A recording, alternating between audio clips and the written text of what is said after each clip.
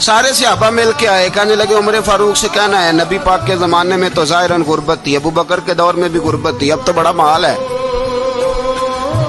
عمر سے سفارش کرو کہ عمر نیا کرتا پہنا کرے۔ ملکوں کے سفیر آتے، عمر وہی پھٹی پرانی چادر اوڑھ کے اور وہی کئی جگہ پہ پیوند لگے سوٹ پہن کے سفیروں کے سامنے بیٹھ جاتا ہے۔ عمر کو مشورہ دو، طے ہو گئی بات۔ سب نے جب مشورہ دے لیا تو سارے کہنے لگے یہ بتاؤ شیر کی مونچھ کو ہاتھ کون لگائے گا؟ کہنا کس نے ہے؟ بندہ بھی تو ڈھونڈو نا۔